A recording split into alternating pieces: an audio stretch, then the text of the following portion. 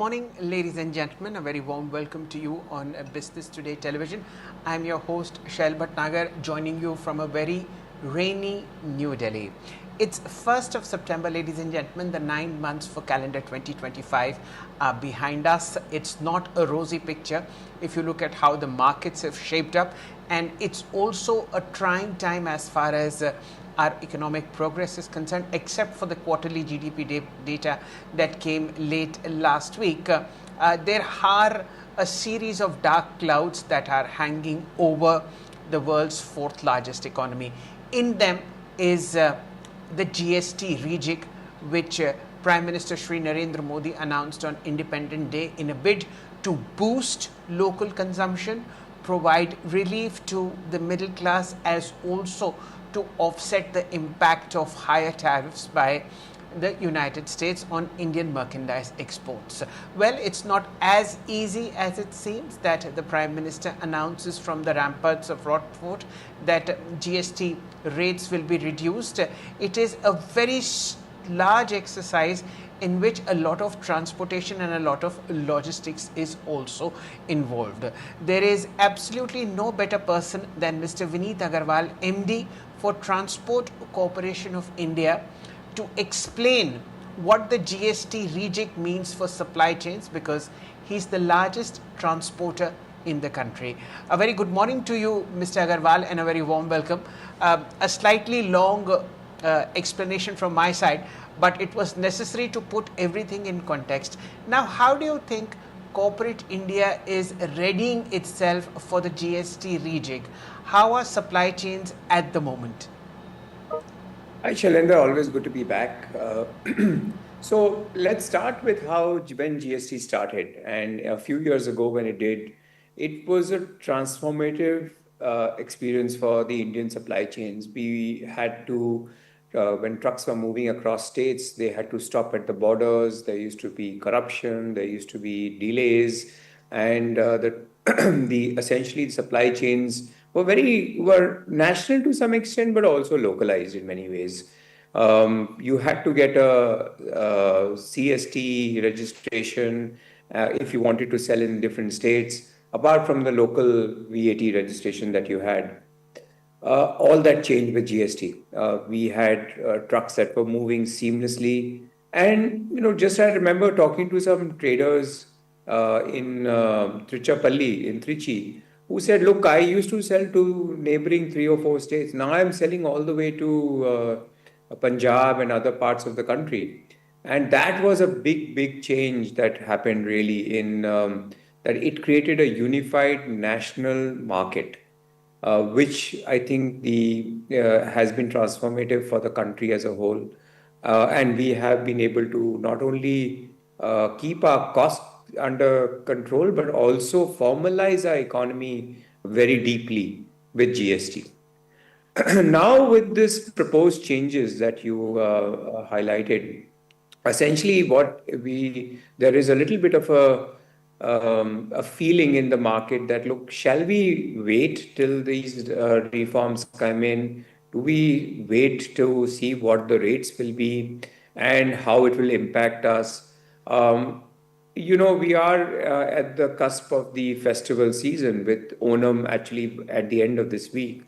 And it has created a little bit of a concern in the markets whether supply chains should start stocking up with more inventory as they typically do at this time of the year, or should we hold on to stocking before these rates are announced? Okay. Mr. Agarwal, let's break this into several parts. There are, within the economy, there is the agricultural part, the manufacturing part, and the services part. Ahead of India's very long festival season, you have billion plus online sales from companies such as Amazon and Flipkart, which are aggregators.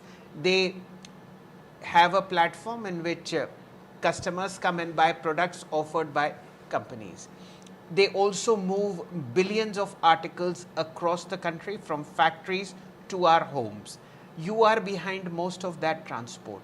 Now, this GST rejig, if it happens on September 3rd, September 4th, slabs are harmonized, and the government sets a date. Now, what happens?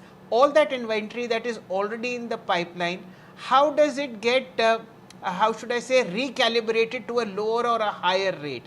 How does Transport Corporation of India come into the picture? Well, we are essentially logistics service providers. So, in the sense that I'm talking specifically about manufactured goods right now.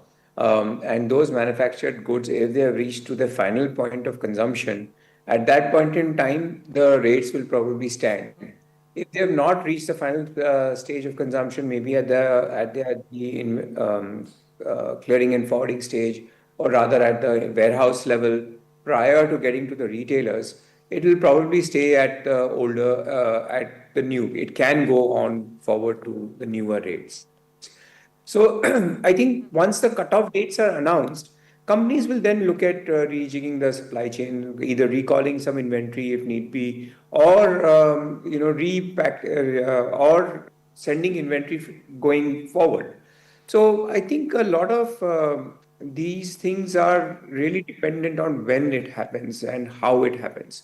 But right now we are quite okay. There is some sectors that have started to reduce inventory. Some sectors are saying that, look, let us just take care of how it is. We don't expect much changes to happen in our category. Hence, let us not disrupt what is going to happen in the festival season, and let us go ahead with the sales as projected. What you mentioned at the start of the conversation is that there is a bit of weakness that is there already in the economy. Will that lead to some consumption softening? Perhaps. Okay. Yeah. No, my question is very simple. I am a manufacturer who is in the say 18% slab. I know that I am headed either towards 28 or towards 12 or 5. Right? Now, as a manufacturer, I am in a conundrum. I don't know. I'm hoping that I should be in 5 or 12. Now, what do I do in my factory? Should I increase production and fill in the pipeline? Because I don't know, I could be finding myself in 28. So, how will this percentage change at the retailer's end? Suppose you are at the wrong end of the stick and you get into a higher band. What will then happen? In FMCG, it's clear it's headed lower. Well, as I said, it depends upon where that inventory is. If it's still at the factory level, it's not a problem at all. Those rates can, when they change, I can dispatch it according to the new rates. What I would also be careful to say, look, I also get input credit. So I don't necessarily, every company doesn't want to move from a 28 to 5%. Some companies say that, look, my input credit is something that I need to claim. Hence, maybe a 12% is better for me. So I do not think everyone will want the lowest possible rate. But as I said, it depends upon where your inventory is lying. If it is at the last point, then unfortunately you are at the wrong end of the stick.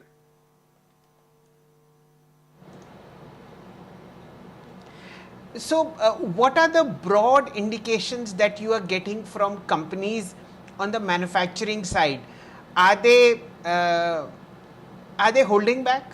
Because that would essentially mean two things: that sales for September, October, November will slow down, and the opposite will happen of what Prime Minister Modi is thinking.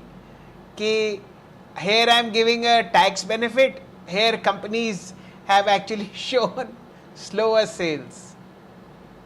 I think we have to take a little longer term approach, and that longer term is that not look at just the Okay. festival. And this year actually Diwali is much earlier. It's 22nd of 21st, 22nd of October. So I think the maximum impact could be in the month of September. Also, we have to remember that Shraddh season starts from the Okay. 7th. So that 2 weeks is also a little soft generally for sales, but doesn't prevent inventory buildup. So some amount of inventory buildup will continue to happen. But and again, as I said, it's the timing of the announcement.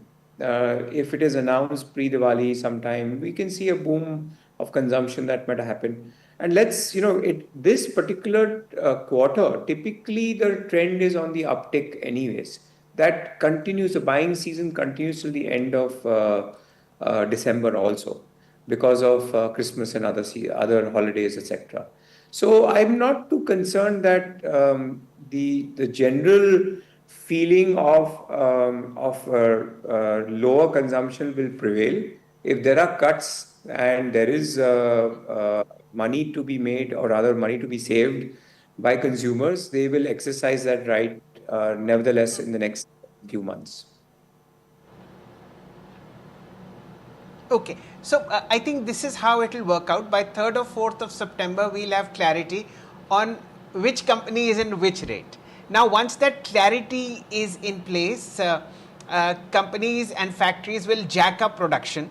And given the week or 10 days of Shraddh, Transport Corporation of India will come into action and get all requisite inventories in place for the festival season to kick in. This is the best case scenario I can think of. What about you? We are ready to ship anytime, anywhere, so that's not a problem for us. But I think there'll be some customers who will want to do it today. Some customers will want to do it later. But generally speaking, we are not seeing a very heavy fallback. There is inventory buildup. See, also you have to remember there are certain other things at play. We talked about tariffs a little briefly, but the sentiment to shift production more domestic, or rather sale domestically, is also high. We also have to remember the summer season was a little soft for many types of companies. So there is a push towards sales for other types of products. Ji. We also have to remember that the automotive sector has a lot of capacity build up that is there. So that has to be taken Correct. care of. But the positives are very high. Inflation is soft. The agri season has been good. Yes. Monsoon has been good. The general sentiment is relatively positive. So I think all of this will play positively in the next few months. Yes, of these, I have absolutely no doubt, Mr. Agarwal, that in terms of the broader macro, we are in good shape except for this tariff issue. Now, what according to you is the preparation of the quick commerce, the e-commerce space? This is the most buzzing sector of the economy, doing extremely well. What are their, how do you see from a 35,000 feet up their GST-led Rejig preparations? Is there any difference, or they are, having a rocking time? Well, I think they are always ready to look at, everyone is ready to look at what changes that they need to bring, specifically if we are talking about the changes to certain consumption-led sectors. But generally speaking, have not seen any sort of let up by the companies. There is enough inventory that is existing in the e-commerce and the quick commerce pipeline. But whether we should see a lot of quick commerce is also instant gratification, as we know.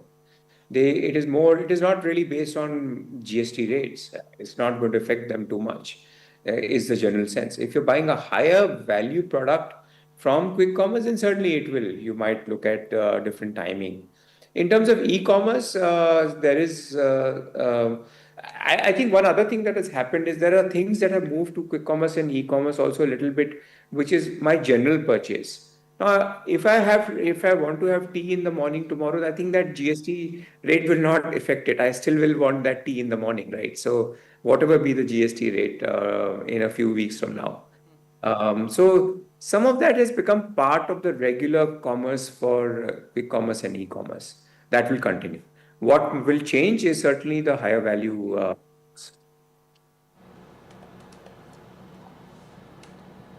Okay. Now, sir, there is something which will also be hit in the 40% category. How do you think are companies bracing themselves?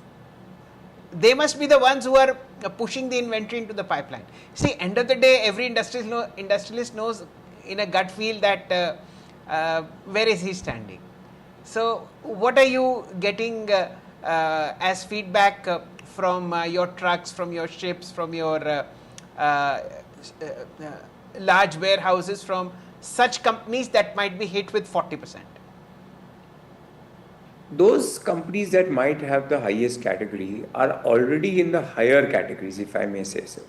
So they might be moving up a little bit more further up. So that you're certainly right, there is a push to over there. But we have to also remember the consumption for that category, those categories is very small. Now, barring things like, they're talking about tobacco and others, there the elasticity and demand doesn't change much with the price changes. So I think it will not affect it much.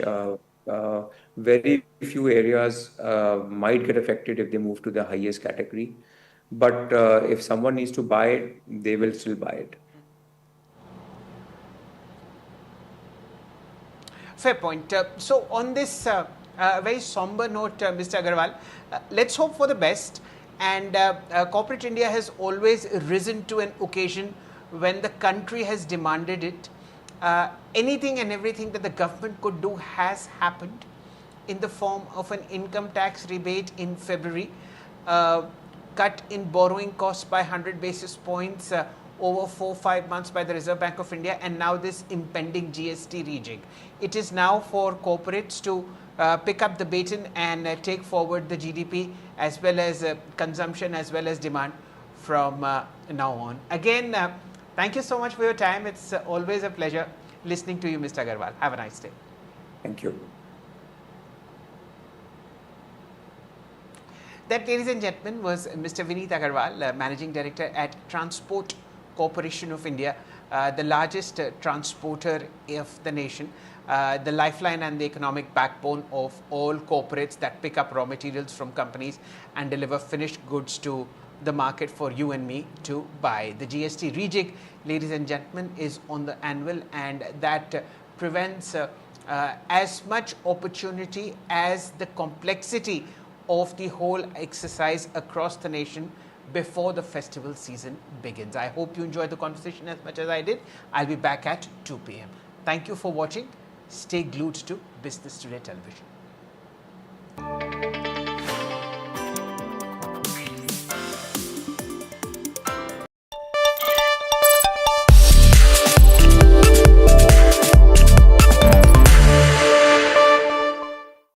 Joining me is Mr. Vinesh Bawa, partner and telecom sector leader at PwC India. Vinesh, thank you for joining us on Business Today.